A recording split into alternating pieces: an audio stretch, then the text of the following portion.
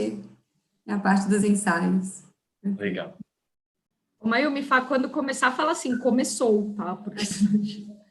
Como que eu vejo as perguntas? A louca.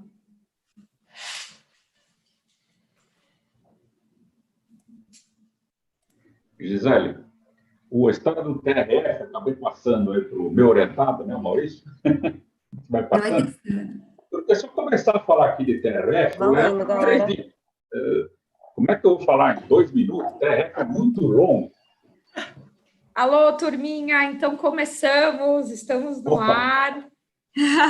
O pessoal que está aí na sala de espera viu os finalmente. Aqui é assim, gente, quando o assunto é bom, a gente não para de falar. Então, eu queria agradecer muito vocês aí que estão conectados com a gente. Obrigada pela inscrição, obrigada pela presença. Então, hoje a gente está aqui, meu nome é Ana Belisário, para quem ainda não me conhece, sou arquiteta, gerente de projetos na Amata, uma empresa brasileira florestal, que tem um projeto de indústria de sistemas construtivos em madeira engenheirada. Então, a gente está organizando esse mês um ciclo de debates bem técnicos, né, focados em aspectos importantes sobre as estruturas de madeira, que a gente precisa levar para um debate com especialistas, levar para a academia, levar para os laboratórios, e contando com a participação de vocês todos que têm acompanhado a gente. Então, vai ser super bacana, fiquem ligados na programação. Hoje a gente começa com o nosso primeiro episódio técnico, a gente vai falar sobre incêndios. Então, a gente já está começando pelo tema mais polêmico, pelo tema mais quente, porque a gente sabe que, de fato, é a primeira grande pergunta que todo engenheiro, arquiteto, construtor, incorporador se depara quando vai estudar essa tecnologia, e a gente precisa trazer bastante informação, trazer às claras essa conversa toda para a gente poder avançar e progredir, né, na engenharia. Então, eu gostaria de agradecer os nossos convidados hoje, temos 3 convidados especialíssimos participando com a gente, a professora a doutora Gisele Cristina Antunes Martins, que é engenheira civil formada pela Universidade Federal de Ouro Preto, mestre e doutora em Engenharia de Estruturas pela Escola de Engenharia de São Carlos, da USP, e professora da Universidade Estadual de Maringá. Obrigada, Gisele, por ter aceitado estar aqui com a gente hoje. Prazer. Aí a gente também tem hoje o nosso especialíssimo professor Valdir Pinhata e Silva, ele é professor, doutor da Escola Politécnica da Universidade de São Paulo, autor de 12 livros e mais de 250 artigos científicos e revisor de 27 revistas científicas super importantes, todas, uma grande parte delas versando sobre estruturas em situação de incêndio. Ele é também diretor da Associação Luso-Brasileira para a Segurança contra Incêndio e coordenador do GSI da USP, que é o Grupo de Fomento à Segurança contra Incêndio. Professor Valdir, uma honra, muito obrigado pelo seu tempo e pelo seu aceite. Uma satisfação, obrigado pelo convite. Muito bom. E, finalmente, o Rogério Lin, que é diretor-presidente da Associação Brasileira de Proteção Passiva contra Incêndio, a BPP. Você aí que está nos vendo deve conhecer o trabalho da BPP de outras ocasiões, né? A gente também vem acompanhando. Superintendente da Associação Brasileira de Normas Técnicas, ABNT, para o Comitê CB24, e também diretor da CKC do Brasil, uma empresa que tem aí 20 anos de mercado, focada em proteção passiva contra incêndio. Muito obrigada, Rogério, por ter aceitado. Bacana ter Obrigado vocês pelo convite. Uma boa tarde, cumprimento aí o professor Valdir Pinhata, a professora Gisele, Maurício, e parabéns pela organização, Ana.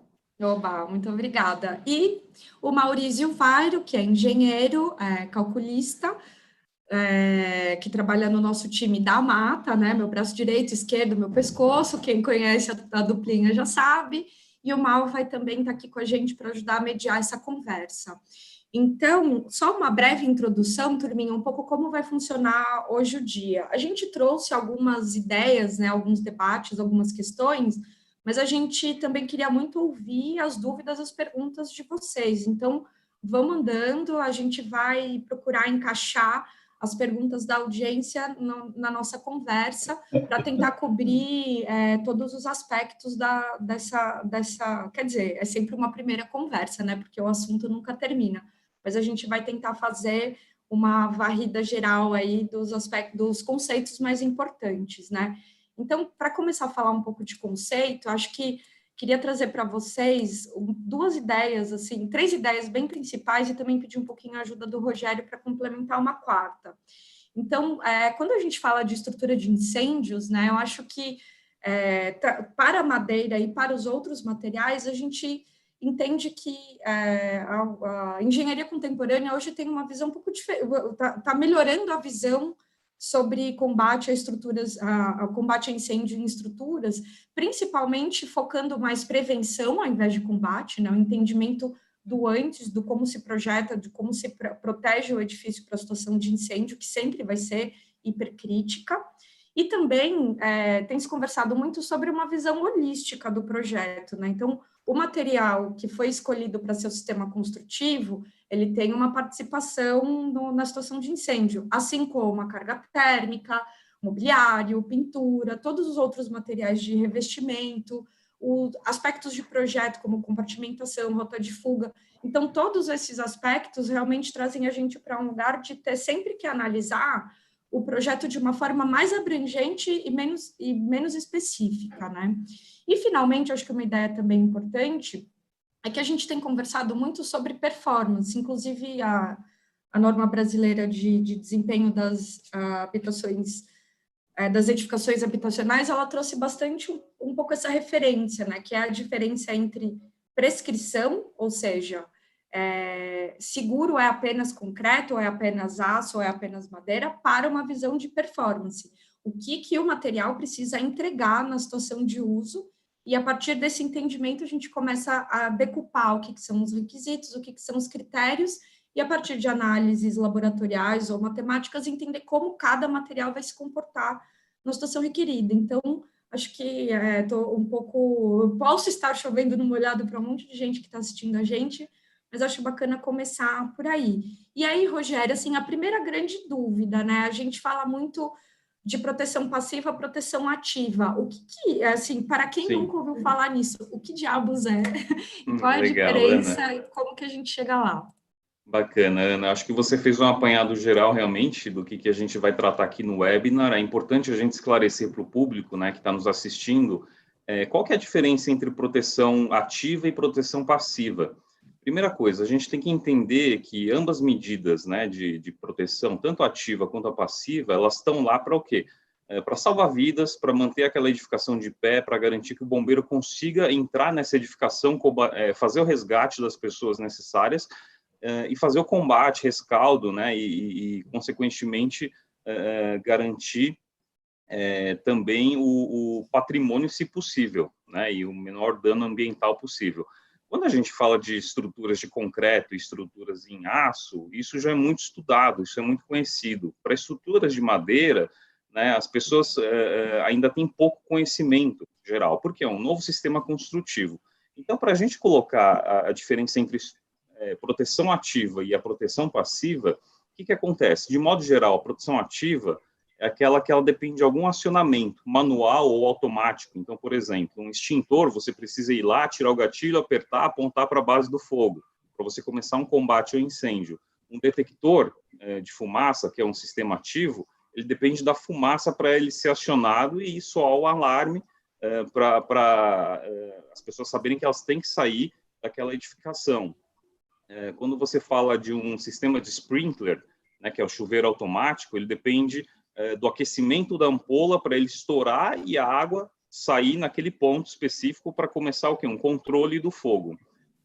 Já em proteção passiva, normalmente ele não está tão evidente, né? Essas medidas de proteção passiva, elas nem sempre estão aparentes. E onde elas estão? Elas estão assegurando que as estruturas dessa edificação não vão colapsar prematuramente, e a ideia é que vai tratar o Maurício, né, do TRRF, tempo requerido de resistência ao fogo. Ele garante a compartimentação dos ambientes. Então, se o fogo começou e ele saiu um pouco do controle, atingiu o flashover, né, que é um ponto de maior ignição, de maior temperatura, a gente quer garantir que o quê? Que ele não saia daquele ambiente. Então, isso a gente chama de compartimentação de ambiente. Paredes corta fogo, uma porta corta fogo, cumpre esse tipo de papel. Só que eu também quero garantir que ele não evolua de uma laje para outra, então que ele não escale os andares. Então, para isso, eu também tenho que ter uma laje resistente ao fogo, eu tenho que ter sistemas de selagem especiais para isso, que garantem toda essa parte de proteção passiva, que a gente chama. Por fim, você também tem o quê? A questão de controle de materiais de acabamento e revestimento, é o tal do CEMAR.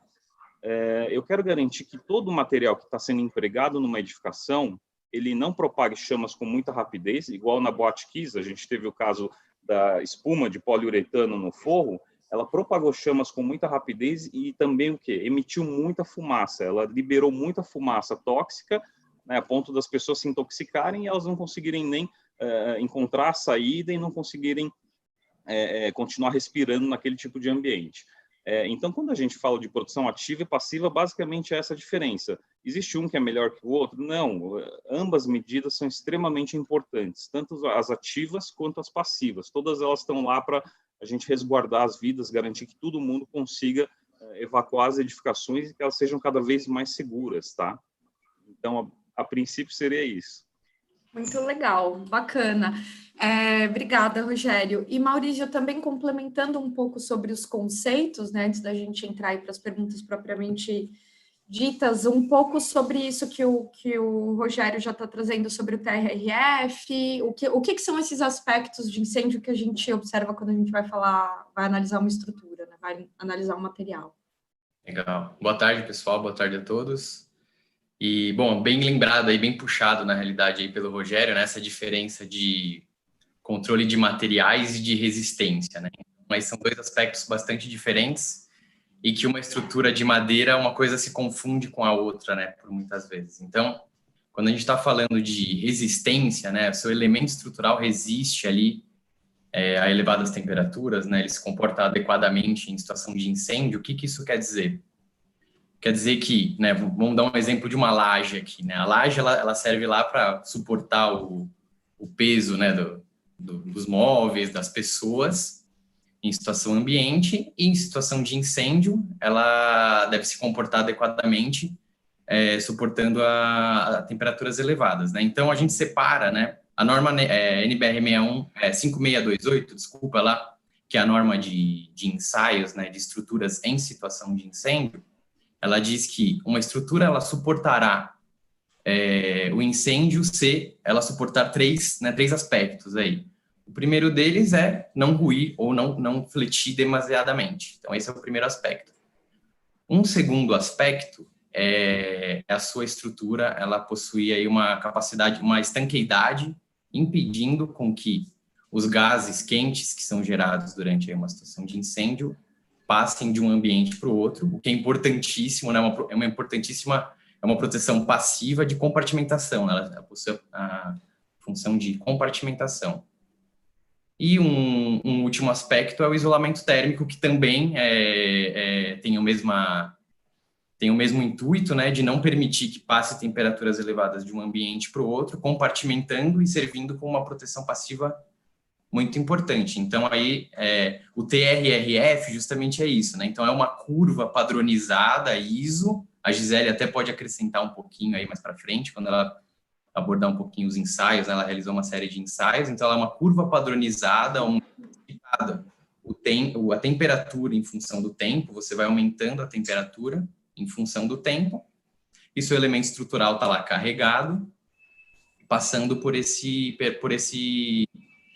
essa análise, né, em situação de incêndio, e ela deve se comportar resistindo a não romper, não pode romper, né, a ruptura é o rei, né, ruptura, estanqueidade e isolamento.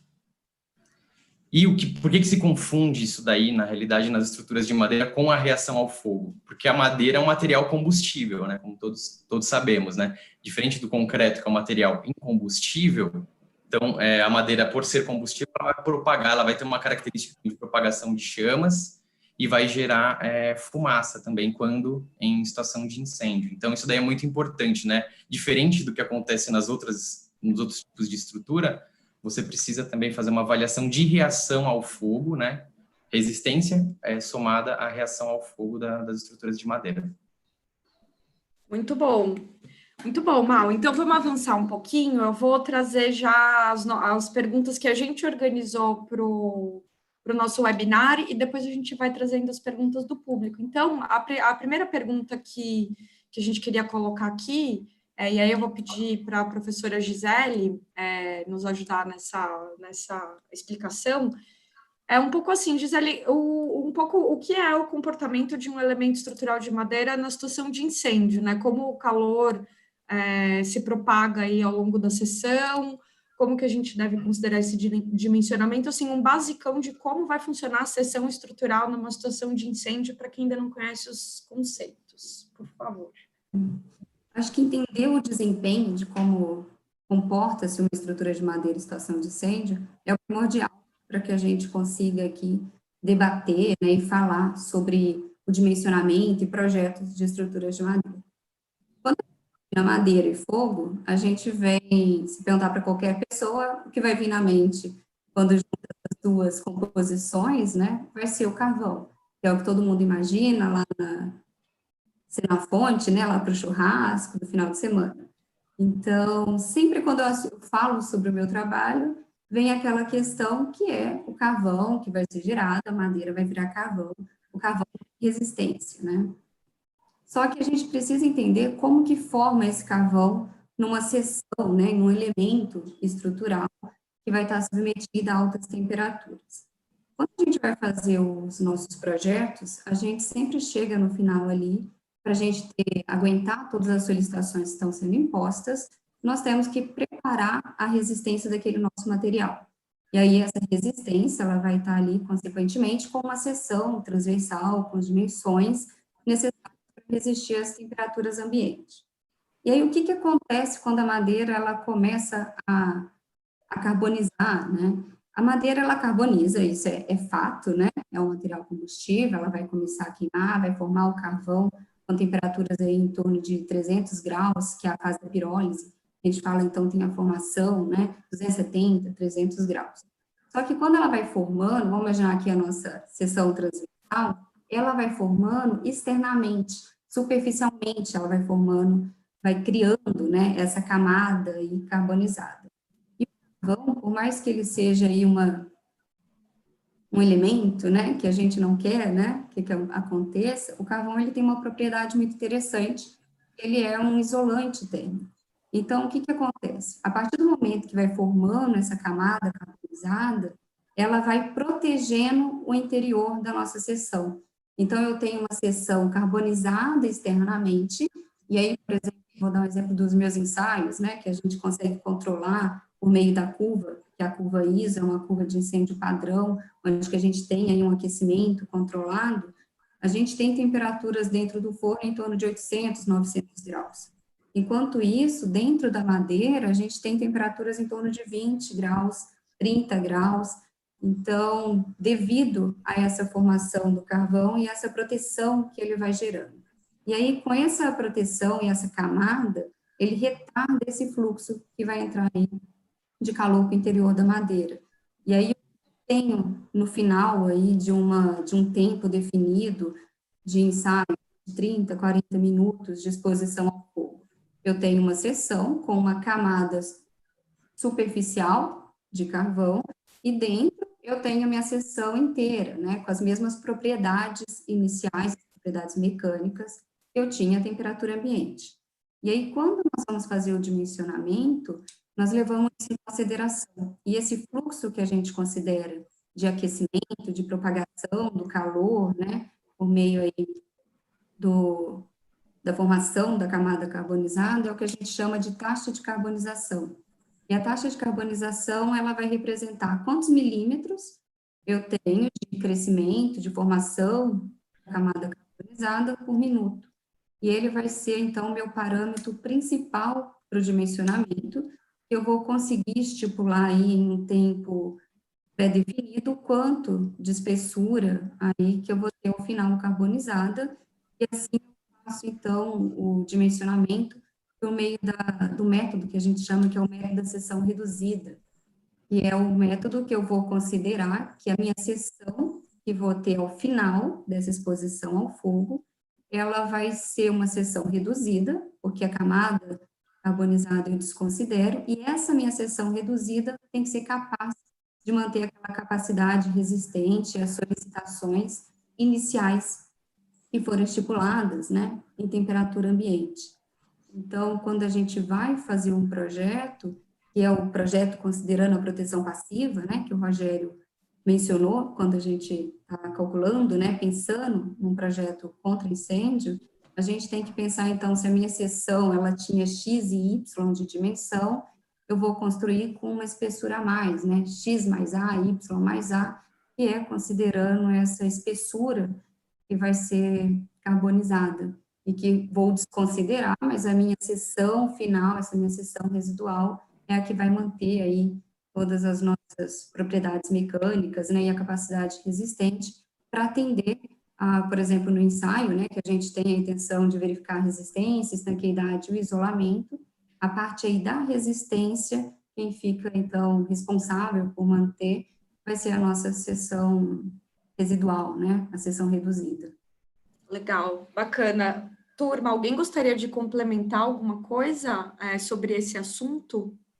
Não, eu gostaria, Ana, só fazer um comentário adicional. Eu acho que o importante aí dessa, né, nos nossos cálculos, quando a gente está projetando, obviamente que o que a Gisele comentou é o principal, é o núcleo, né, o core do problema, né, a taxa de carbonização. No entanto, as pessoas podem pensar que a gente precisaria superdimensionar e colocar mais madeira para que ela seja consumida e tenha uma seção residual que resista, né? Isso não é uma verdade, né? Porque você faz outras combinações, né? Em situação de incêndio, não são as mesmas combinações de carregamento que em temperatura ambiente, né? Então, você reduz os ponderadores de segurança, coeficientes de segurança, tudo isso é embasado estatisticamente, né? Então, existem uma série de outras combinações e, por vezes, a seção que você dimensionou para estado limite último, estado limite de serviço, já atende, a depender do tempo requerido aí de resistência ao fogo da sua estrutura, já atende a seção que você dimensionou em situação ambiente, já atende ao fogo também. Legal, esse aspecto é bem importante, porque, obviamente, né, o desempenho otimizado da estrutura em relação ao volume é muito importante para o cliente conseguir viabilizar o projeto, né? Então, é bem lembrado, Mal. Ótimo gancho. Então, legal, gente. Vou avançar aqui para mais uma pergunta que veio da audiência. Estou cortando um pouco o nosso roteiro. Pessoal, um pouco sobre a nova norma de incêndio em estruturas de madeira, né? NBR 7190, que está em processo de revisão, um texto que deve ser publicado aí muito em breve. E o pessoal pergunta aqui como é que vocês veem essa norma. Ela contempla as informações necessárias, sim, não. Professor Valdir, eu vou colocar essa no seu colo.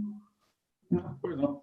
A nova norma de madeira, ela que já deveria ter saído há muito tempo, né? Está demorando aí para publicar isso. Ela tem um capítulo diferente das normas de aço, de concreto, que tem outras normas associadas a ela. Existe a norma de estrutura de aço, a temperatura ambiente, e a norma de estrutura de aço e incêndio. Existe a norma de concreto, estação de incêndio, e a norma de concreto, temperatura ambiente. Na madeira, que eu entendo, por enquanto, existe um capítulo com informações sobre o projeto de estruturas de madeira.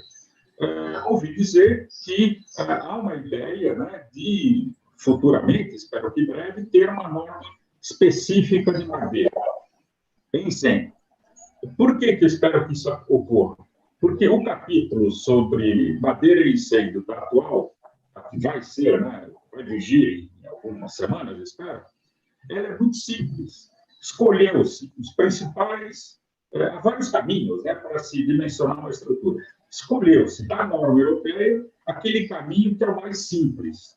Porque pela inovação, é algo novo aqui, dimensionar madeira e incêndio é uma coisa nova. Então, optou-se por não assustar os projetistas e escolheu-se um caminho mais simples. Sempre que se escolhe um caminho mais simples, ele é o menos econômico também, né?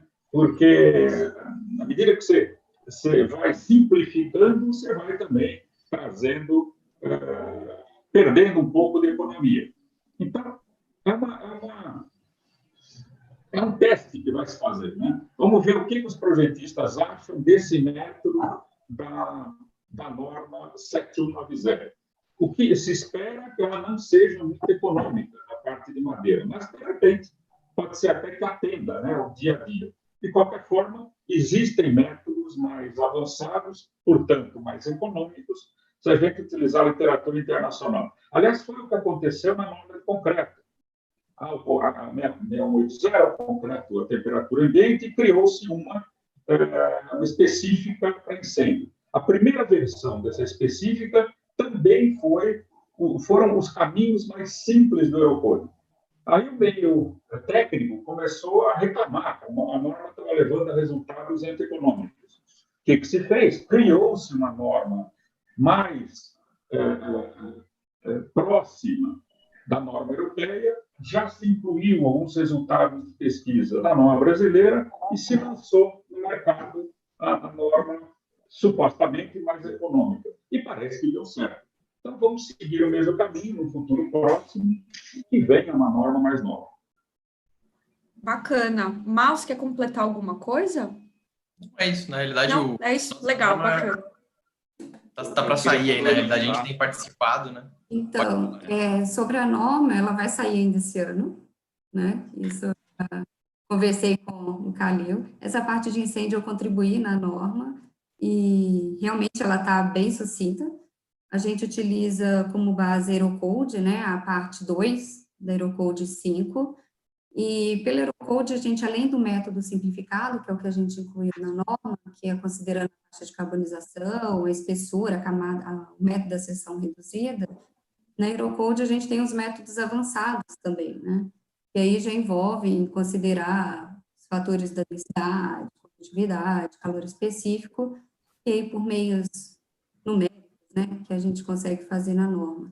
E na Eurocode a gente ainda tem aí as vantagens e como calcular, né, todos os tempos devido também aos revestimentos, que eu acho que o Rogério fala um pouco melhor sobre essa parte, né, que são os revestimentos retardantes ao fogo, que também, então, assim, eu acho que todo mundo que é da área de madeiras tem a intenção, né, de futuramente ter essa norma mais ampliada, a gente fazer mais ensaios, mais pesquisa, que a gente consiga ter valores próprios, né, para a taxa de carbonização das nossas espécies, mas a gente está indo, né, nesse caminho, e é como o professor Valdir falou, né, pensar depois vir para uma norma específica de incêndio em estruturas de madeira, nem que seja igual já tem pontapé nessa revisão, que vai vir agora, e aí futuramente expandir, fazer as nossas pesquisas, né, para poder contribuir para esse incremento, né, na norma. Ou seja, a nossa... Desculpa, Rogério, pode falar. Eu ia só complementar, né, aproveitando que o professor Valdir comentou e a Gisele também, o CB24, que é o Comitê Brasileiro de Segurança contra Incêndio da ABNT, a gente está de portas abertas. Então, lá existe uma comissão de estudos que trata justamente de resistência ao fogo. Então, tudo que é resistência ao fogo, e pode-se incluir nisso esses métodos mais avançados para estruturas de madeira, é possível, sim, criar uma norma brasileira também nesse sentido. E aí, você, obviamente, vai ter a NBR 7190, mas, posteriormente, você pode ter algo também com outros tipos de cálculos mais avançados. Correto, professor Valdir? Só lembrando, né, que a atual 7190 ela foi feita no âmbito do CB2, né, que é Construção Civil.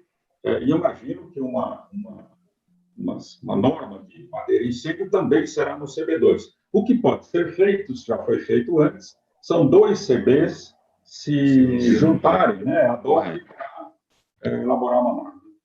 Legal, bacana. Muito bacana. Falando em norma, eu acho que eu vou trazer aqui também uma pergunta da audiência.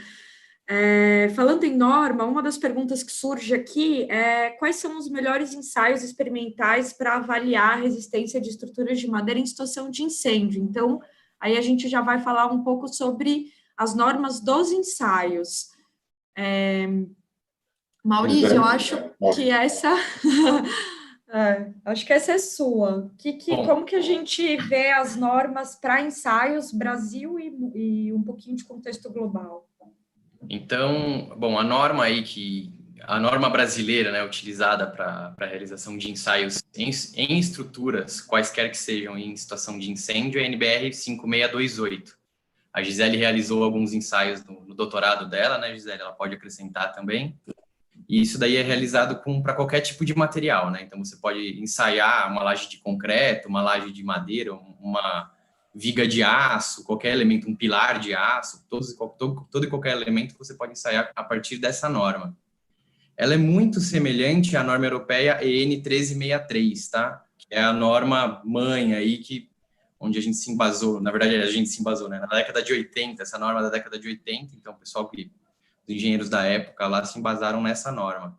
Ela tem pequenas variações, né, que é um ponto que a gente discute bastante, né? Recentemente a gente realizou alguns ensaios em lajes de CLT, né, lá em São Carlos, no forno em São Carlos.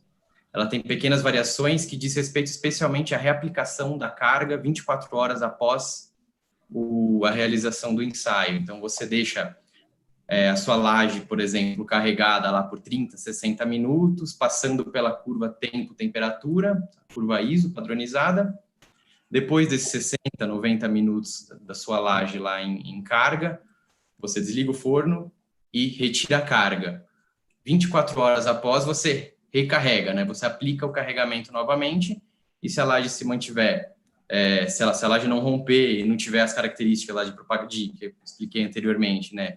De estanqueidade, não permite que passem os gases nem temperatura elevada, né? Acima de 140 graus Celsius, você fez a sua laje passou no ensaio lá de 30, 60, 90 minutos. Isso é um pouco diferente do que acontece fora do Brasil, né? Fora do Brasil, a EN 1363, ela não tem essa questão de reaplicação de carga. Então, existe essa variação aqui no Brasil, o que torna de maneira um pouco... torna a nossa norma de ensaios um pouco mais rigorosa nesse sentido. Acho que a Gisele pode acrescentar, né, Gisele? Fala um pouco. Então, a norma, a 5628, ela que vai dar o nosso direcionamento para a gente fazer ali a verificação, né, da resistência, estanqueidade e o isolamento. A curva, quando a gente vai fazer um ensaio, a gente não utiliza a curva de incêndio natural, que é o incêndio natural que a gente tem uma curva de aquecimento e depois resfriamento. E aí isso a gente não, na curva da ISO, a gente tem o aquecimento, né, e aí a gente tem, então, uma forma, né, da gente controlar por meio de como que vai aquecer acompanhando, né, e uma forma de normalizar, né. Então, o mesmo aquecimento que é feito aqui, é feito na Europa, é feito nos Estados Unidos, né. Essa é a intenção quando a gente faz ensaios, né, padronização dos ensaios. E aí nós utilizamos aqui, então, a ISO, que é a 834, para fazer esse aquecimento, e a mesma que foi incorporada na norma brasileira. Quando a gente vai fazer a avaliação da resistência, a resistência seja em temperatura ambiente, né, também, se eu quero avaliar o quanto que aquela minha viga, aquela minha laje resiste, eu vou aplicar uma carga até a ruptura. E aí eu avalio o colapso, né. Só que fica inviável fazer isso dentro de um forno, né? Você tem lá um forno com 8 queimadores, que é o caso da USP, né? Um forno de 3 por 4 metros internos, com 1000 graus, né? Lá no interior. E aí você deixar a sua laje, a sua viga romper, né? Então, por mais que a gente tenha agora hidrantes suficientes, né? Mas vai danificar um equipamento de mais de 1 milhão. O professor Valdir lembra como é difícil a gente conseguir aquele equipamento. Não dá para a gente deixar ir até o colapso as estruturas. Então, o que acontece para a gente avaliar a resistência?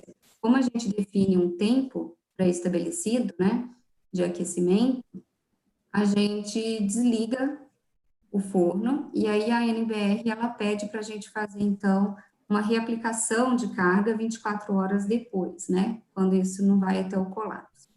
Então, 24 horas depois, ficou descarregado, né, e sem o aquecimento, resfriando naturalmente, a gente faz a reaplicação no outro dia. E aí, no outro dia, a gente avalia só a resistência, né, que é a aplicação da carga. Durante o ensaio, além da resistência, a gente avalia a estanqueidade, que são para verificar se os gases, né, as fumaças que saem durante o ensaio, se elas não são capazes de propagar as chamas. Então, para garantir a compartimentação, né, dos cômodos, né, dos pavimentos. E aí a gente utiliza nos ensaios um chumaço de algodão, e aí onde está saindo fumaça, a gente faz aquela verificação. Se o chumaço de algodão não pegar fogo, não começar ali, né, inflamar, a gente considera, então, o estanqueimento, estanqueidade. E o isolamento, a gente verifica se aquela nossa laje ou a viga, a laje no caso, né, os pisos, que é quando a gente vai verificar o isolamento, se a temperatura na face que não está exposta, ela em média não ultrapasse aí 140 graus, né? A gente monitora essas temperaturas por termopares e aí a média não pode passar, então, de 140 graus. Então, em ensaios, por exemplo, de CLT, a gente tem essas temperaturas não passando nem em torno de 30 graus, né? Tem uma resposta de isolamento muito eficiente, né, durante esse ensaio. Então, a gente controla essas 3 situações de acordo com a 5628 e as outras questões de resistência, a carga que vai ser aplicada, tudo isso aí já vai para norma específica, né? Então, como é feito em madeira e concreto, calcula, né, essa resistência, porque a gente aplica a carga que vai ser aplicada na forma usual, né, quando vai ser utilizada. É a mesma carga que a gente verifica durante o ensaio. Bacana, muito bacana. Alguém gostaria de complementar, trazer mais algum aspecto sobre ensaios? Bom, então eu vou seguir uma pergunta super interessante aqui. Eu estou trazendo as perguntas do público. Eu ouvi falar sobre essa norma, sobre a importância, ouvi falar sobre essa norma e trazendo esse aspecto da importância do tempo da madeira extinguir o fogo, né? Como tem a reaplicação de carga, o que acontece quando a gente desliga os queimadores para esperar essas 24 horas, que eu acho que é uma dúvida fundamental de quem olha esse método de ensaio e pensa em estruturas de madeira. E, enfim, quem gostaria de responder essa? Essa eu vou fazer diferente. Pode... Posso responder? Oba! Gisele. Já fiz uns 4 ensaios, né? Então, vai depender muito se vai ter algum produto retardante ao fogo, no caso da madeira, tá? Ou não. Por exemplo, eu fiz ensaios nas minhas vigas, que era madeira laminada colada, sem nenhum tipo de produto retardante ao fogo, e também fiz ensaios com produto retardante ao fogo. O produto retardante ao fogo, ele não vai impedir da madeira carbonizar, ele vai retardar esse fluxo de calor. E aí, o que acontece quando eu tenho um produto retardante ao fogo? A intenção é que na hora que desligue os queimadores, as chamas extinguem, né? Não vai acontecer isso se a madeira não tiver nenhum produto. Se não tiver nenhum produto, a madeira vai continuar a queimar até que aquelas chamas residuais cessem. Isso necessariamente não quer dizer que até a madeira acabar, né?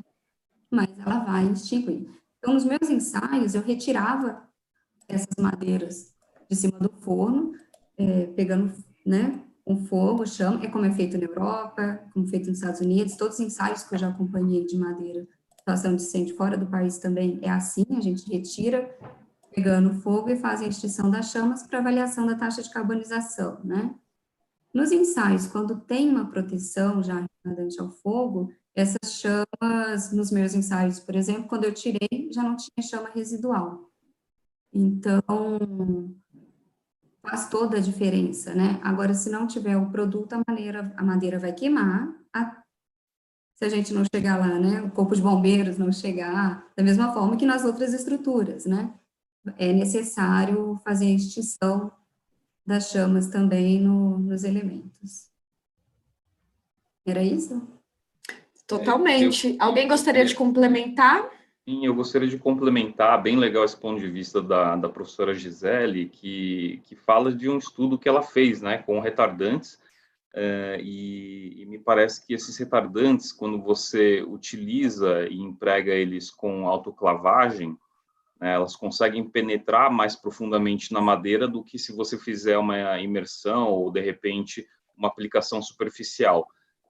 Além dos retardantes, obviamente, existe sempre a dúvida, né? Quando a gente fala em proteção passiva por revestimentos, também existe a dúvida se outros sistemas, né, com pintura intumescente ou, de repente, com placa de drywall, teriam uma boa eficiência ou não para essa madeira. Mas Pelo que eu entendi, Gisele, a madeira que você testou, como é que foi testado? Foi autoclavado? Como é que foi isso?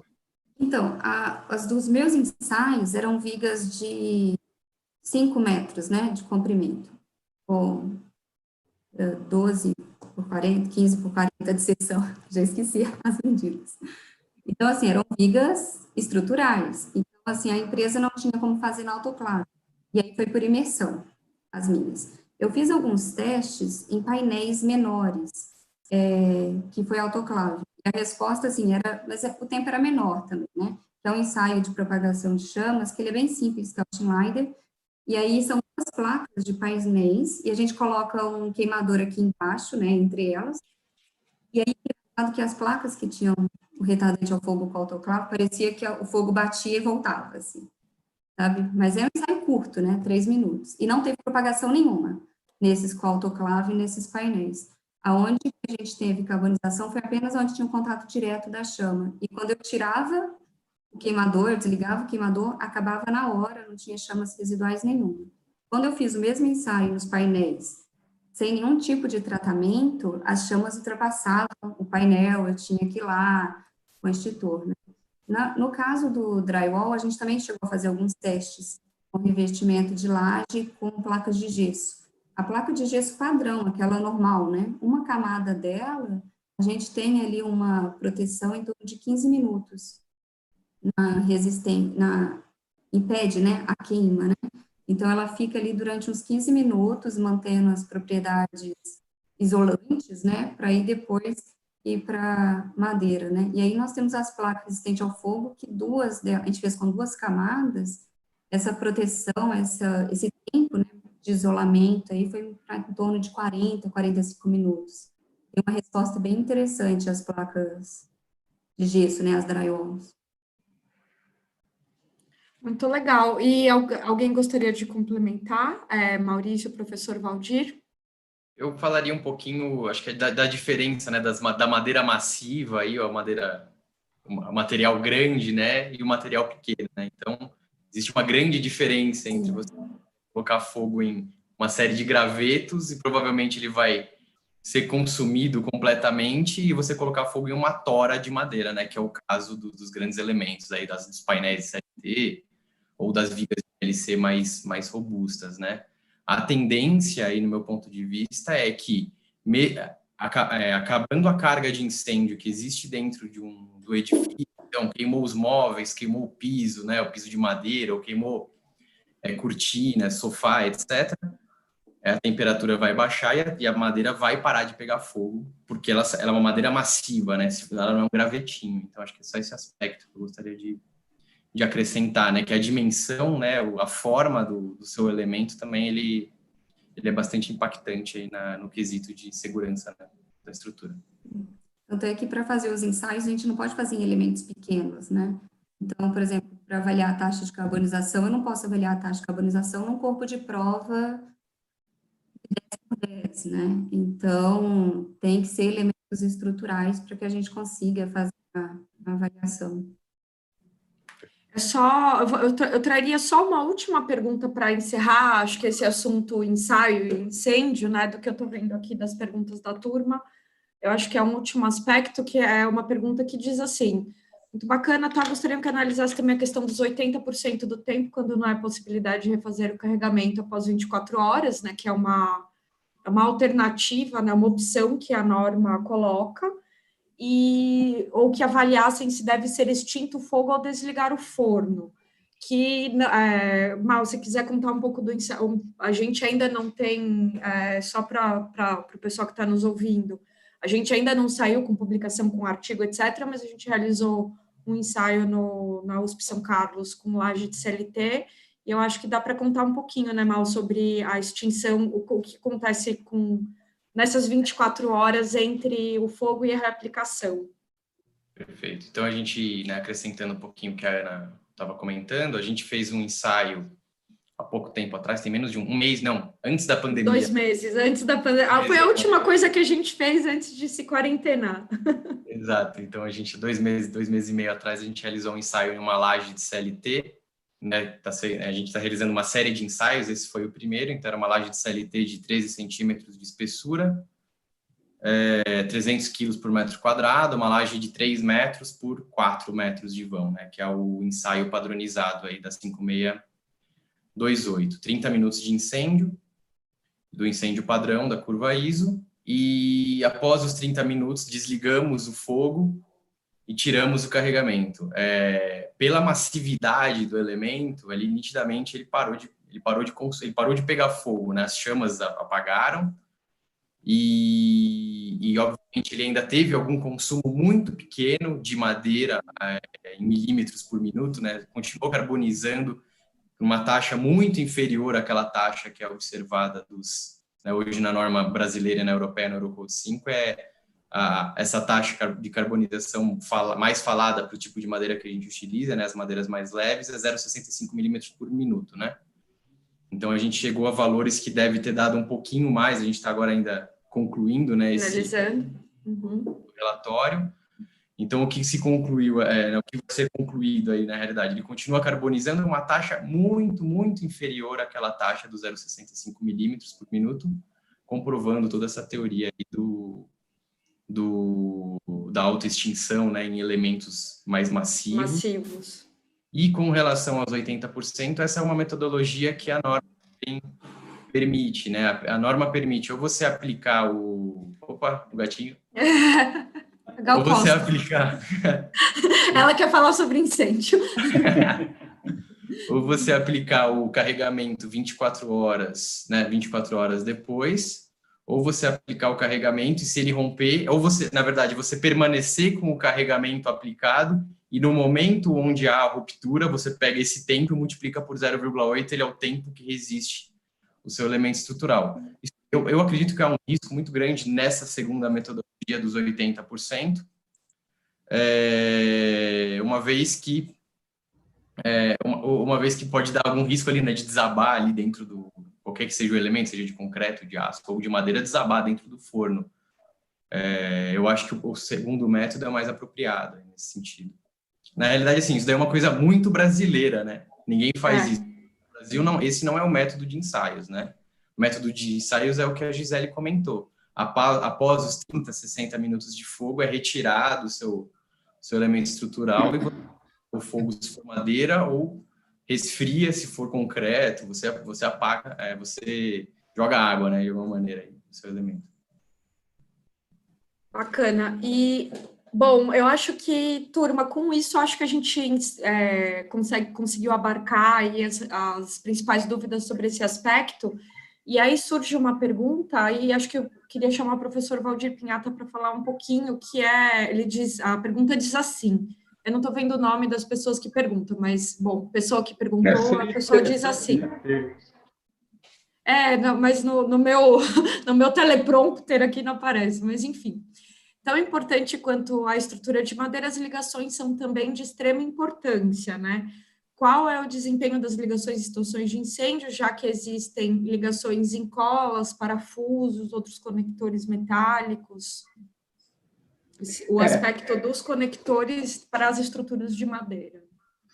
Eu acho que quando os elementos metálicos, né, que estão fixando dois elementos de madeira, são escondidos pela própria madeira, tudo bem, né? Ele sustenta e não perde a resistência devido ao calor, lembrando que o aço perde resistência mecânica em função do calor. Quando eles são aparentes, eles devem ser protegidos.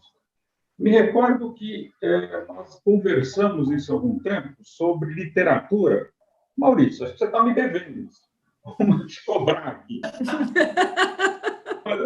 Uma literatura exatamente sobre como se revestir os elementos metálicos de uma peça de madeira, né? Que ele precisa ser revestido, não tenha dúvida.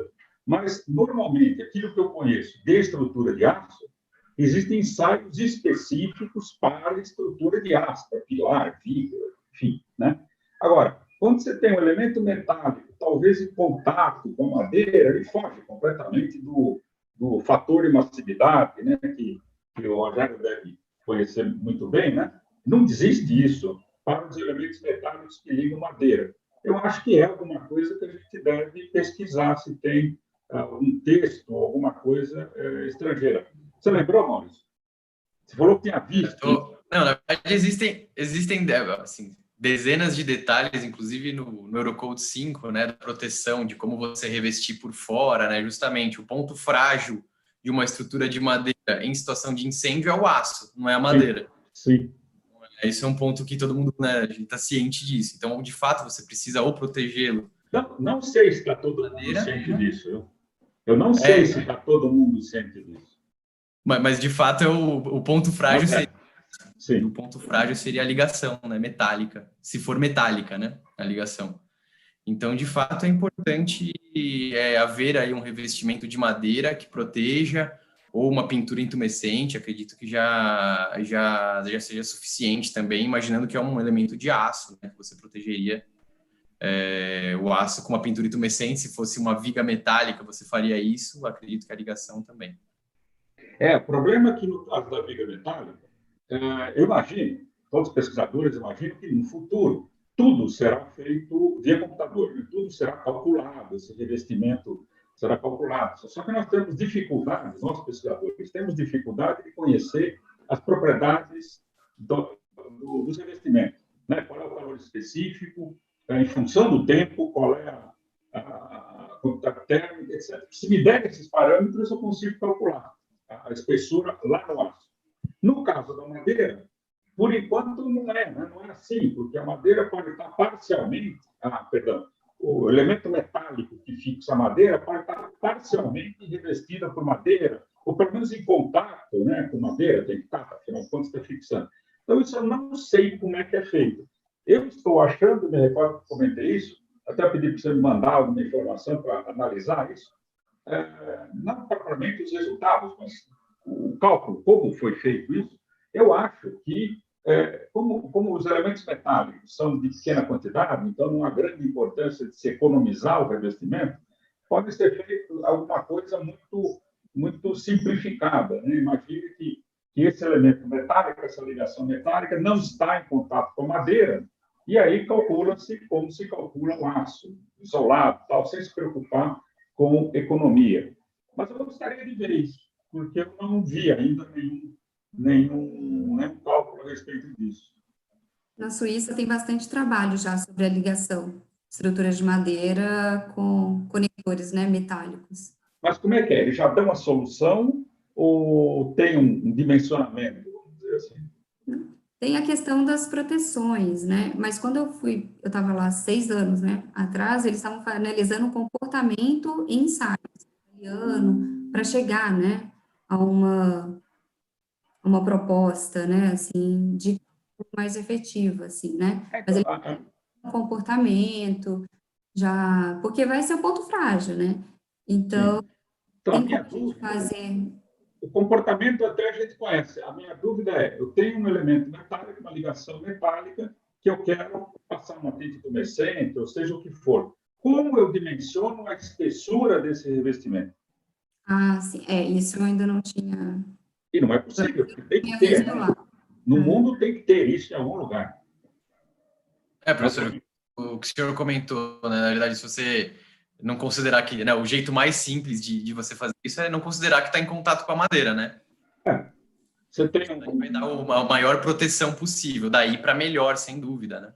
A madeira vai ser um benefício ali, né? Vai dar uma proteção. Quer dizer, com certeza existe alguma metodologia. Estaria a favor da segurança. Quer dizer, você tem um tubinho, né, um pedaço de aço ali que liga duas partes de madeira, tira, né, e calcula a espessura desse revestimento, ou via ensaio, ou via analítica, né, como se fosse um elemento de um perfil de aço. E aí protege e coloca lá dentro. Essa é a minha ideia. Agora, eu queria saber se isso lá fora também, eu não tenho esse conhecimento por enquanto, se lá fora também fazem dessa forma. Eu queria comentar, aproveitar esse gancho do professor Valdir, faz bastante sentido, realmente é o ponto frágil, e quando a gente fala em estruturas metálicas que estão conectadas por peças, parafusos metálicos, né, a recomendação do Yellow Book lá no Reino Unido, que é da Associação de Proteção Passiva, né, do Reino Unido, eles recomendam que você proteja também os parafusos, protejam todas as conexões com a mesma espessura, que já é o suficiente para você garantir que elas não vão se romper. Eu imagino que, para jogar do lado seguro, né, você consideraria todos os lados expostos ao fogo. Então, no conceito de incêndio, de segurança estrutural, tem muito essa questão de número de lados expostos ao fogo. Obviamente que isso pode ser um pouco mais antieconômico, só que considerando que as áreas são pequenas, né, para as conexões metálicas, se você jogar um pouco a favor da segurança, talvez seria o caminho mais adequado. Mas é importante buscar estudos internacionais a respeito disso. Sim. E na norma de madeira, salvo engano, porque eu mesmo escrevi, mas enfim, eu acho que não se fala sobre isso. Não. Só se fala das conexões, né, em que a madeira protege a ligação, né? Encaixes, né, esse tipo de coisa. Só me permita complementar, Rogério. Você falou a respeito das ligações metálicas, né? Mas no caso da ligação metálica é um pouco diferente do que eu disse a respeito de madeira. No caso da ligação de aço, tem dois métodos de dimensionamento da espessura, que é o primeiro, você esquece a ligação, não interessa a ligação. O que interessa é a dimensão dos elementos que estão conectados.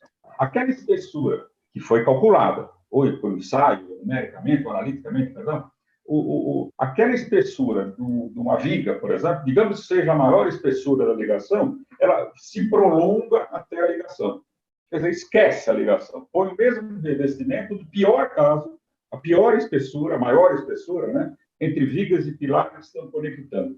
Um segundo dimensionamento, aí a gente nem colocou na norma de aço e incêndio, porque complica demais, e não é um custo muito alto, né? Que aí tem maneiras de se determinar a espessura na cantoneira, no parafuso, né?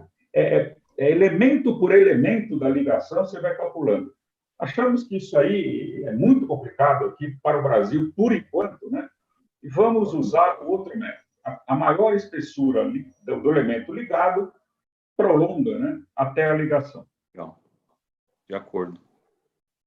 E uma coisa que eu traria também, aí estou puxando a sardinha para os arquitetos, se tiver algum assistindo a gente, que é também mais um dos aspectos. A gente fala muito que uma parte importante do desempenho da estrutura de madeira está no detalhe, né? Está no detalhamento, né? As bases de pilares, conexões, o tratamento da fachada, o encontro entre os elementos, né? A madeira responde muito à precisão desses detalhamentos.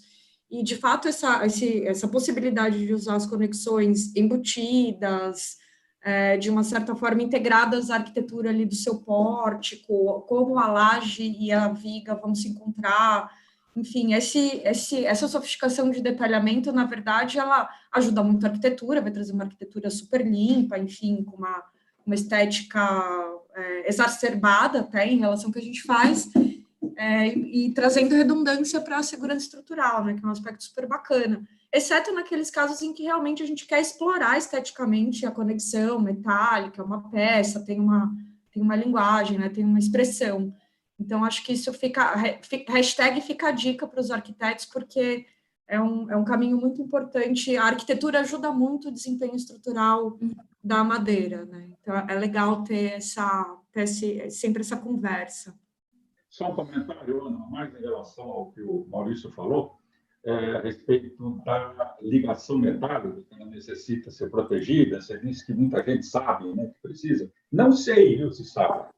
Porque a turma do concreto, por exemplo, as ligações de painéis pré-moldados de concreto são feitas com elementos metálicos. Então, imagine um painel de concreto de fachada, está lá em cima. E a ligação que liga a estrutura é metálica. Tirar um incêndio, aquele painel vem aqui para baixo, né? Cai na cabeça dele. O pessoal não sabe, não. Não sabe, não. Verdade. Aliás, tem muita coisa, né, Gisele, que o pessoal não sabe, né, na área de incêndio. Nem imaginam que precisa determinados detalhes, determinadas verificações. Bom, estamos aqui para isso, né? É isso, estamos aqui para isso. Ou seja, pessoal, protejam as conexões metálicas. Se não está claro até agora, que fique. É isso aí. Com desenho ou com sistemas se virem, mas protejam. Legal, bacana. Avançando um pouquinho mais, tem duas perguntas que estão falando assim sobre o que a norma fala, ou essa nossa nova norma brasileira que vai entrar em vigor em breve, né, 7190, é uma revisão, ou alguma outra base de Eurocode que a gente se apoia muito, o que elas dizem sobre a questão do multipavimento, né? Então, a nossa 7190 legisla sobre diferenças de alturas, orienta, indica, restringe, como é que isso está acontecendo. Isso, acho que, Mal, você pode ajudar a gente bastante. E depois, uma pergunta para o professor Valdir, aí já vou fazer os dois juntinhos na sequência, uma pergunta para o professor Valdir, como que se comporta como se comportam as estruturas de madeira em relação a outras estruturas? Então, a gente poderia pensar no multipavimentos de madeira com corte concreto, com teto de concreto, como que isso funcionaria, né? Por favor, professor, por favor, comece. Eu sei que há códigos, né, no exterior. A norma brasileira, não creio que deva falar nada sobre isso. Se falar, por favor, levante a mão aí e me interrompa. Não fala. Não acredito. Mas há códigos no exterior, até conversando com o Maurício, a gente viu isso, que, não falei norma, falei código. Código de segurança contra incêndio, outros códigos de construção, que impõem limites máximos de altura de um edifício. Confesso que eu não entendo por quê. O comandante do Corpo de Bombeiros mandou um e-mail, gastou tempo mandando um e-mail perguntando a respeito desse limite. Ele está muito preocupado, os bombeiros estão muito preocupados com madeira, tal, mas não há um limite. Isso aí a gente consegue deixar a madeira em pé, madeira propaga mais ou menos do que o concreto, do que o aço. Enfim, ele fez uma certa confusão ao longo de 7 ou 8 perguntas que ele me fez. Mas eu acho que é o seguinte, existe uma maneira de se dimensionar a estrutura de madeira. Tanto a temperatura ambiente quanto a incêndio. Isso, hoje, né, para o aço, para o concreto e para a madeira, tem-se isso. Desde que o engenheiro dimensione direitinho, conforme norma, você pode fazer um edifício de 200 andares de madeira. Qual é o problema? Não há problema. O problema está no engenheiro, para ver se ele tem capacidade de construir um edifício com 200 metros de altura. Não por causa da madeira, mas por causa do vento, por causa de sismos, por caso, né? Tem edifícios, tem escritórios aqui, o Maurício trabalhou no escritório da França, que ele é talvez o maior especialista do Brasil em edifícios altos, né? Não importa nem o material, ele tem um conceito de como se deve projetar, não somente dimensionar, uma estrutura de qualquer material. Ele sente, né, aquela estrutura, a concepção. Né? Eu acompanhei em algumas reuniões de França e escritórios de arquitetura, a conversa entre estrutura e arquitetura é extremamente agradável de se ouvir. Né? São dois lados que se interessam pelo assunto e se complementam. Então, eu não sei por que um limite de altura, de largura, seja do que for. A não ser medo, né? Mas medo por quê? Não se sabe dimensionar uma madeira? Não se sabe dimensionar um edifício de concreto de 200 metros? É só aplicar o mesmo tipo de concepção para vento, sismo, principalmente, e dimensionar conforme norma. A própria norma brasileira, que vai sair, a 7190, tem lá um procedimento não tão econômico, mas é simples de ser calculado. Então, eu não entendo por que desses limites. Obrigada, professora. Maravilhosa a resposta. Maus, quer trazer alguma... Acho que, complementando aí que o professor Valdir o comentário do professor Valdir é justamente isso, né? Assim, hoje observa-se aí no mundo, acho que é um receio mesmo, porque é o início de uma tecnologia, né? Veja, o CLT ele foi criado em 1997, ele não é uma tecnologia de 200 anos, certo? Assim como o aço, né? Tem 150, 200 anos do concreto, né? Uma tecnologia relativamente nova, né? O CLT, que é o que está viabilizando e o que está impulsionando o mercado internacional para construções em madeira, né? Então, esse receio está sendo quebrado e desmistificado por alguns edifícios altos aí no mundo, e por até pela abertura de alguns códigos, né? Não normas, né? A norma de estruturas de madeira, NBR 7190, ou a norma, o Eurocode, né? Eurocode 5, ele está lá para descrever a metodologia de cálculo, os processos de cálculo, como você faz a verificação em estado limite último, estado limite de serviço, situação de incêndio, né? É o cálculo. Não é essa norma que deve dizer qual que é a altura, qual que não é a altura. Ela diz que absurdo isso. O pilar não tem sentido.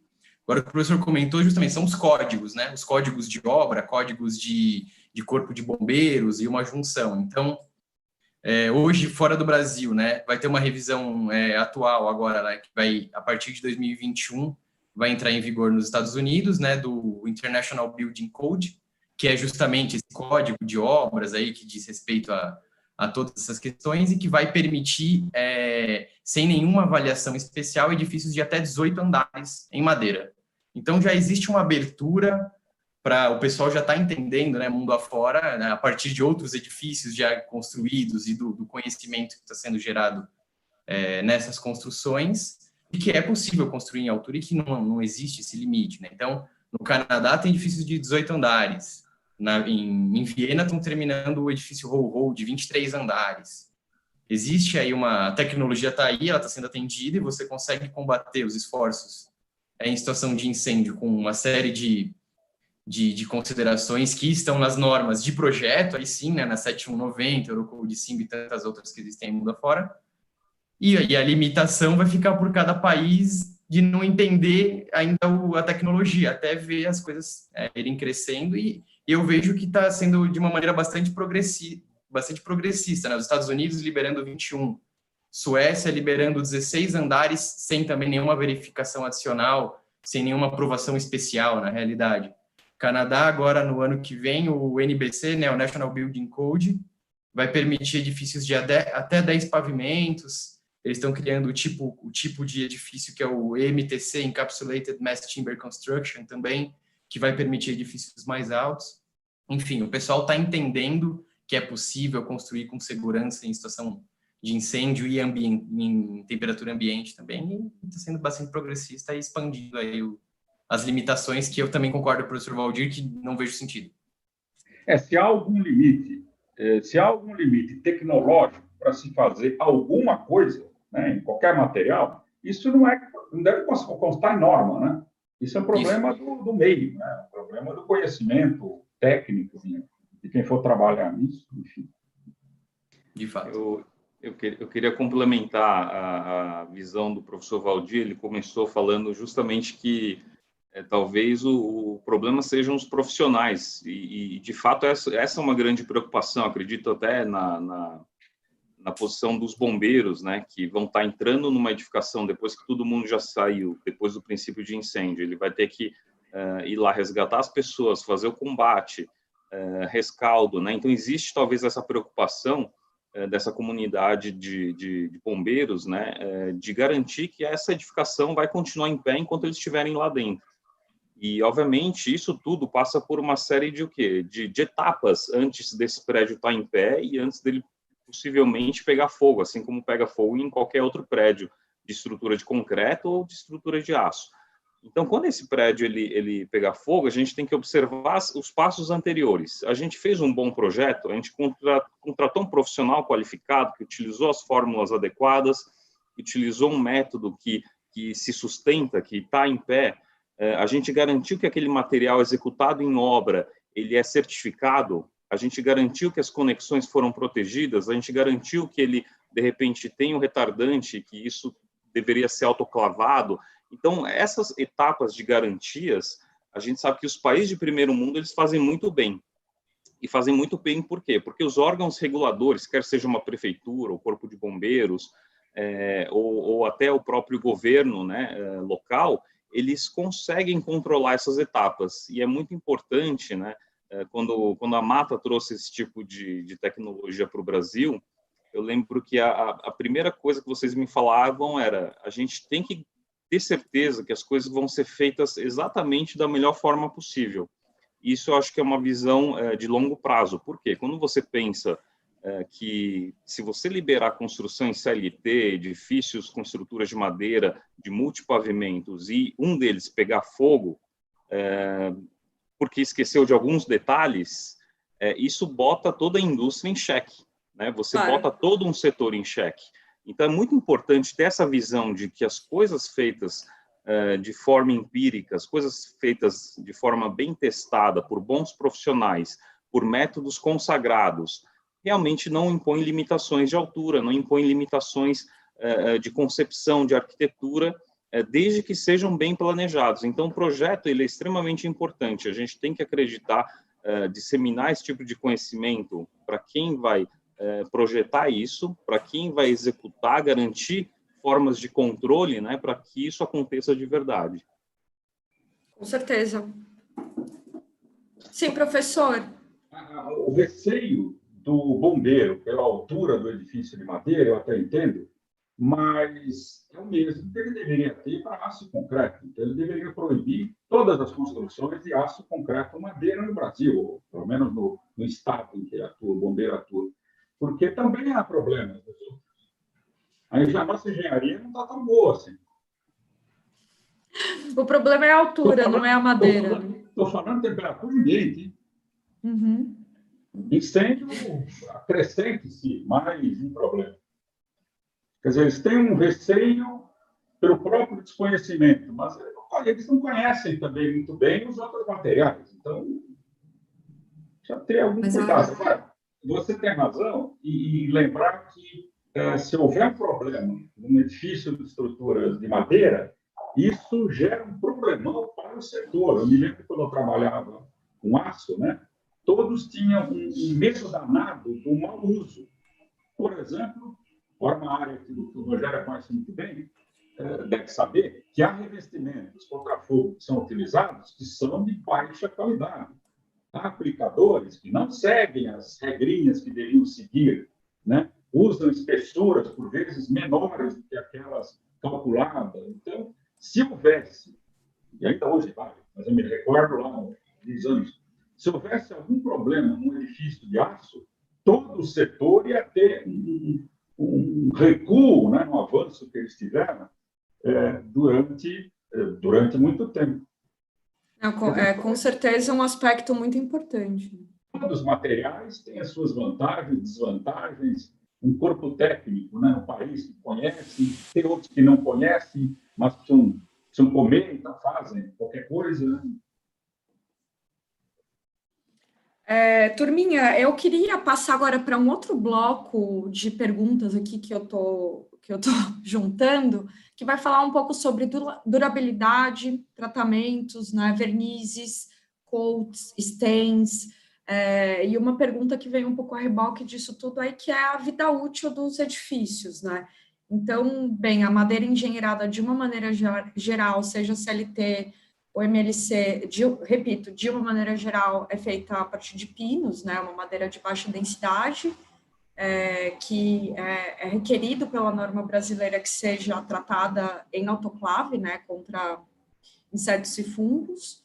E, além disso, a gente tem esse outro requerimento que aí vem de outro, né, de outro lado, vem das instruções técnicas do Corpo de Bombeiros, falando sobre o verniz retardante, né, esse retardante anti-chamas, que vai trabalhar aí atuando no CEMAR, né, controle de materiais, tá, relacionado à propagação superficial da chama e não à resistência. Então, Rogério, você conta um pouquinho para a gente, assim, o que é esse conceito do retardante anti-chamas? Tem uma pergunta aqui que eu acho super importante, porque eu já me fiz essa pergunta N vezes no começo do projeto, né? Que vocês concordam que o verniz retardante anti-chamas seja obrigatório para estruturas de CLT? Acho que nem cabe a nós concordar sim ou não, né? É um critério bastante técnico de performance da madeira como superfície exposta, né? Legal a pergunta, né? Seu ponto de vista para a gente. Sim, isso é um item, né? Que era os item 5.20 da IT 08 do Corpo de Bombeiros, que trata da questão de tempo de resistência ao fogo, de estruturas principalmente, mas também tem tabelas que determinam as TRRFs, E esse item 5.20, ele foi revisado, tá? Então, ele foi, inclusive, retirado na revisão das ITs em 2019. Então, quando houve a nova publicação do Corpo de Bombeiros do Estado de São Paulo, ele foi um item que foi revisado, removido. Por quê? Porque eles entendiam que qualquer estrutura de madeira era considerado um revestimento de material combustível. Então, logo, você teria que fazer um tratamento retardante a ele para atendimento a uma outra IT, a IT 10, que é de controle de materiais de acabamento e revestimento. Então, aí ele misturava meio que dois conceitos, um de resistência ao fogo e outro de reação ao fogo. Ele não queria que essa estrutura propagasse com rapidez as chamas, e ele não queria que ele liberasse fumaça, mas ele não estava se importando com a questão estrutural. Tá? Quanto tempo ele resiste sem colapsar? Né? Que é essa a grande pergunta, né, que a gente está tratando hoje. Como a gente sabe que a madeira ela carboniza, então isso daí recentemente foi tirado, porque as áreas de estrutura elas são mínimas, não são áreas como um revestimento de forro ou um revestimento de parede que contribuiriam para o crescimento do fogo e desenvolvimento de mais fumaça. Então esse item de aplicar verniz ou tratamento retardante, ele foi extinto do Corpo de Bombeiros do Estado de São Paulo. Quando a gente fala do uso de aditivos retardantes ou de outros revestimentos, com o objetivo de aumentar o tempo de resistência ao fogo, né, ou dar melhores propriedades para a madeira poder atender a determinadas normas de ensaio, aí são métodos que têm que ser testados, eles têm que ser devidamente validados, como a professora Gisele fez nos trabalhos dela, e isso daí a partir disso, a gente vai entender, existe um sistema, né, que a gente fazendo A mais B, a gente consegue um resultado X. Para a estrutura metálica, você tem as tais das cartas de cobertura. Então, quando você utiliza um revestimento intumescente numa estrutura metálica, ele vai lá e fala, massividade tanto, temperatura crítica tanto, 30, 60, 90, 120 minutos. Para cada uma delas, ele te dá uma espessura que você aplica de revestimento. Talvez o que tem que se aprofundar em trabalhos, e talvez lá fora exista um pouco disso, entender para determinado tipo de retardante, eu utilizando ele na autoclave, em tal taxa, ele penetrando até tal parte da madeira, qual que é o tempo adicional de resistência ao fogo para a seção X? Porque para Y vai ser diferente já. Então, você conseguindo fazer vários testes seguidos, talvez você consiga montar uma carta de cobertura igual existe para estruturas metálicas, onde você determine quais são as gramaturas ou quais são as quantidades de retardantes para cada tipo de perfil, para cada tipo de seção. Então, talvez isso é um estudo que futuramente tem que ser avaliado. Tá, o professor Valdir? Professor Valdir. Por favor. Deixa eu levantar. Acho que a Gisele e o Rogério falaram alguma coisa a respeito disso. Agora há pouco eu fiquei meio incomodado. E eu me lembro, desde o doutorado da Hebe, né, quando conversávamos, eu e ela, sobre um aspecto, que eu vou dizer agora, na banca também teve uma discussão, ninguém chegou a conclusão nenhuma. Eu conversei com vários colegas de fora do Brasil, também eles até tinham uma posição e depois ficaram sem posição nenhuma. É o seguinte, retardante de chama é um revestimento contra fogo? Conceitualmente, não. Conceitualmente, não. O retardante de chama é alguma coisa de aplicação superficial para diminuir a velocidade de propagação do fogo na superfície da madeira, em especial telhado, né, esse tipo de coisa.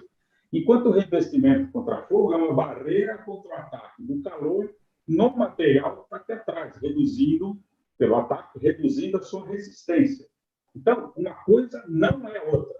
Se por acaso um retardante de chama for impregnar a madeira, né, penetrar um pouco mais, e isso via ensaio, trouxer algum resultado positivo no aumento do TRF, do tempo de resistência ao fogo, não TRF, tudo bem, então, mas vai ser um retardante de chama que, com uma determinada especificação de aplicação, ele vai fazer o papel do revestimento contra fogo. Eu acho que isso é extremamente importante, porque isso é uma bagunça internacional. Eu me lembro, ainda no tempo da Edna, ela colocou como referência um artigo do professor White, dos Estados Unidos, não sei se a Gisele conhece o trabalho dele, mas ela me mostrou exatamente por causa dessa dúvida, e ele diz claramente, não se confunda, na linguagem americana, não se confunda um com o outro, porque o retardante de chama não melhora a resistência ao fogo na madeira. Ele pode dar um desempenho melhor na edificação, mas não tem nada a ver com PRF ou PRF.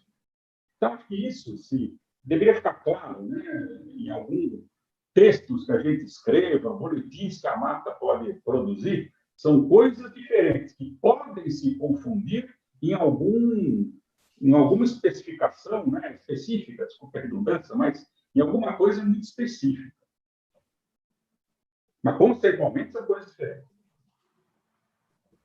Então, na Aerocode, eu não, em relação ao retardante, né, eu não lembro de ter visto nada em relação ao dimensionamento. O que a gente tem como revestimento de proteção ao fogo vai ser as placas, né, de gesso, as lã de rocha, lã de vidro, que a gente tem na norma e que aí ela apresenta como um tempo de isolamento, né? E isso a norma tem, até como a gente dimensionar, se for uma camada, duas, tem essa parte teórica, assim, agora o produto é o que o professor falou, o professor Valdir, ele não tem a finalidade de revestimento contra fogo, a finalidade dele é extinguir as chamas residuais quando cessar. E isso que você citou, né, quer dizer, o inverso também é verdadeiro. Um revestimento contra fogo não necessariamente é um retardante de chama, né? Sim, isso está meio, acho que, complicado em nível mundial, né? Os conceitos se confundem muitas vezes, né, na literatura.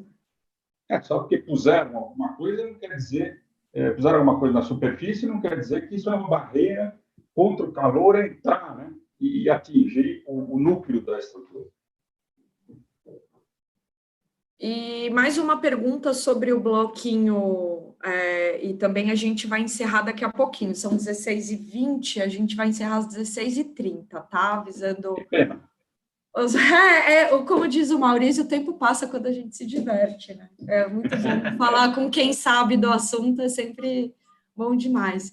Que é uma pergunta super interessante, que é um pouco essa relação do verniz retardante anti-chamas, lembrando, turma, que não é resistência ao fogo, tá? Então, protejam as conexões metálicas e retardante não é resistência, ok?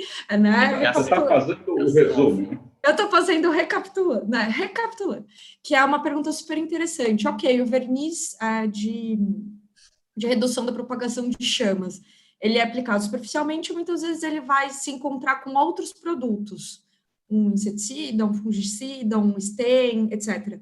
Esses produtos se conflitam ou eles podem ser usados juntos? Existe alguma regra?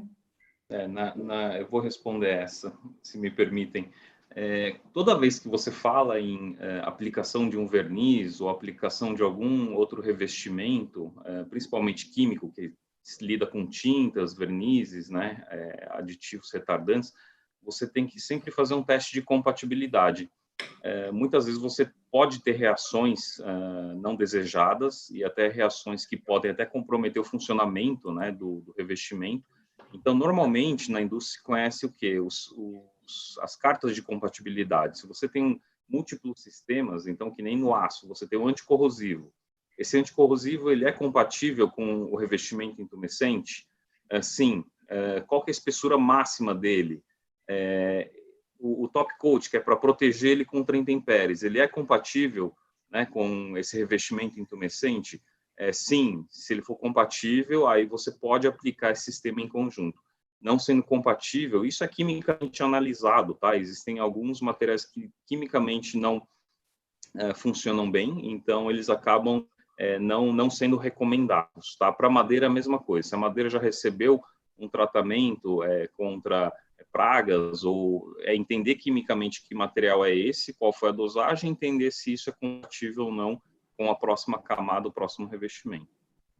Bacana. Ou seja, é possível usar, mas precisa fazer um check antes de como esses qual é a composição química desses produtos, vão se conversar. Então, para procurar esse apoio, a gente usualmente procuraria a empresa, tentaria encontrar aí a empresa de fornecer o fabricante dos vernizes com o fabricante do retardante para fazer essa análise, certo? Exato, sim. Bacana. Gente, estamos chegando ao fim. Não acredito. Eu queria, para encerrar, primeiro, agradecer muito vocês todos por terem topado dispor esse tempo via Zoom. Às vezes, né, é sempre uma situação um pouquinho mais incômoda, ou ao vivo no Zoom, do que numa sala de aula, que é o ambiente natural dos professores, ou a gente numa mesa de reunião. Então, obrigada de coração. Queria agradecer também quem se inscreveu, quem veio. Infelizmente, a gente não conseguiu responder todas as perguntas, eu procurei juntar em blocos, mas procurem a gente pelo nosso site, contato, pelo Instagram, por onde quiserem, que a gente procura responder com tempo ou encaminhar para quem possa responder, tá? E eu queria pedir para o professor Valdir Pinhata fazer um breve encerramento para a gente, nosso patrono, né, Maurício, assim, um pouco orientando aí as nossas grandes escolhas, né, professor? Queria te pedir essa gentileza, se possível. Antes de terminarmos, então, eu queria fazer uma pergunta para a Gisele. Lá na universidade que você é docente, né, existe disciplina de madeira? Existe. Aqui na UEM é um privilégio, inclusive, acho que é a primeira faculdade, né? Eu já passei em 3 que a gente tem uma carga horária tão grande, assim, não tão grande não, né? Comparado com os demais universidades, a gente tem 57 horas de aula teórica e nós temos 17 horas de aula prática. Então, isso aí dá o quê? Um semestre? Em um semestre. Então, os alunos têm a oportunidade de ir até para o laboratório, estudar, sabe, o comportamento. Então, assim, já é uma... já é muito interessante. E sobre dimensionamento e incêndio? Incêndio, eu tento trazer, porque como é minha área, né, eu sempre eu acrescento uma aula aí de dimensionamento de situação de incêndio, né, mas não é parte da ementa. Acredito que nem dos outros materiais, né, aço concreto. Não, eu dou aula de metálicas também, não está como na grade. Eu acho que, além de tudo que a gente já falou aqui, de vantagens e desvantagens, tem algo que vai ser muito difícil vencer em pouco tempo, né? As pessoas não têm conhecimento do dimensionamento de madeira, a maioria, né, dos engenheiros estruturistas, porque não tiveram aulas sobre isso. Não tem aulas sobre madeira, embora haja algumas escolas que aproveitam a disciplina de estruturas de aço e madeira, né? Muita escola divide o tempo, eles acabam não dando oportunidade para nenhum dos dois materiais serem mais comentados, né?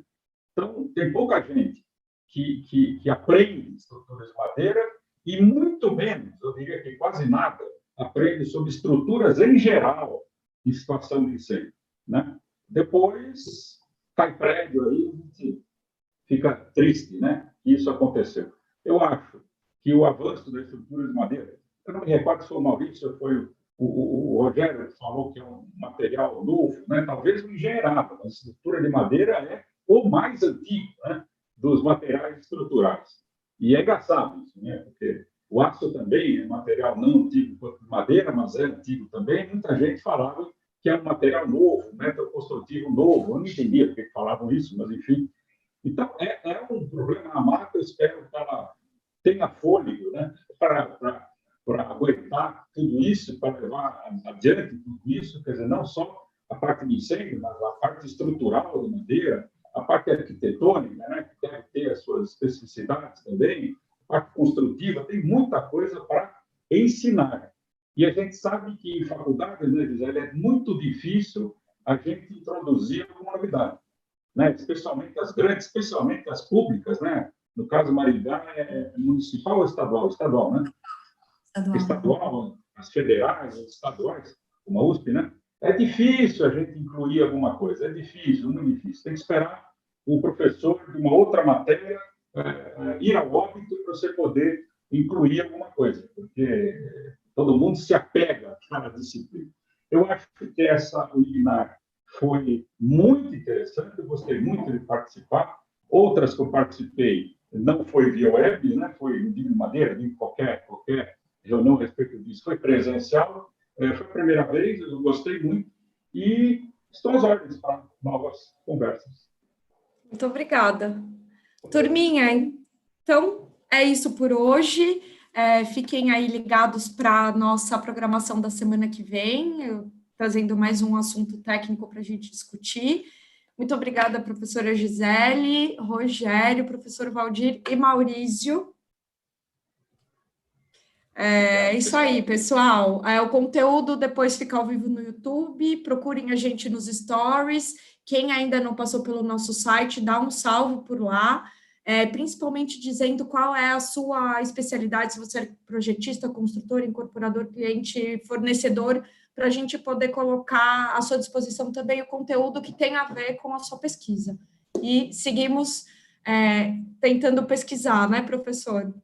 Vamos continuar um pouquinho, fechando o online?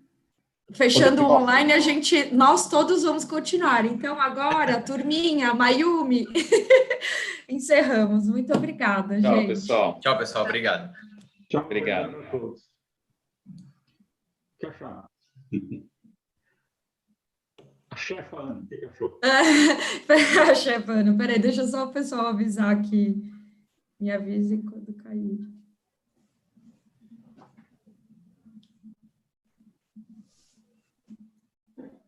É porque eu estou vendo live ali, então acho que ainda está em processo de encerramento.